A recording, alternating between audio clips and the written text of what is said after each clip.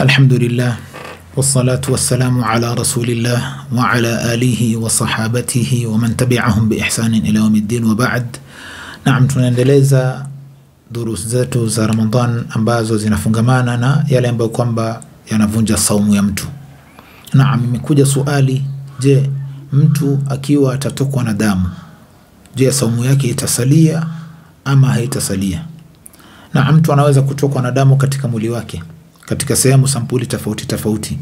Anaweza kutokwa na damu kwenye mapua yake, ama katika meno yake, ama mtu akaenda hospitali akangolewa meno ikatoka damu. Je, mtu kama huyo saumu yake itakuwa imeharibika ama haitaharibika? Ama wengine wakawa ni wenye kutoa damu kwa sababu ya kusaidia wenzao, naam, ama kufanyia vipimo katika mwili wao.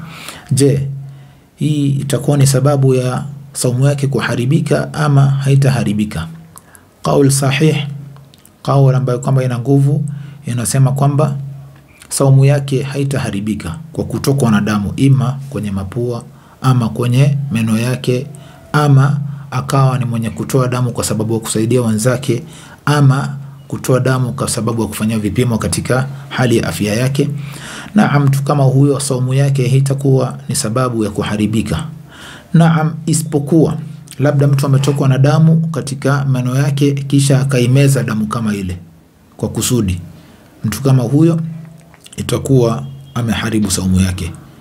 Ama labda akauma kidole chake ikatoka damu kisha akavuta damu kama ile akameza, itakuwa ni sababu ya kuharibika kwa saumu yake. Lakini endapo akitokwa na damu mapuani ama kwenye meno, naam, na aitoe na asiimeze, ama akatoa damu kwa sababu ya vipimo ya hali yake, ama kwa sababu ya kusaidia wenzake, hiyo haitakuwa ni sababu ya yeye kuharibikiwa na saumu yake. Wallahu a'lam. Subhanakallahumma bihamdik, ashhadu an la ilaha illa ant, astaghfiruka wa atubu ilaik.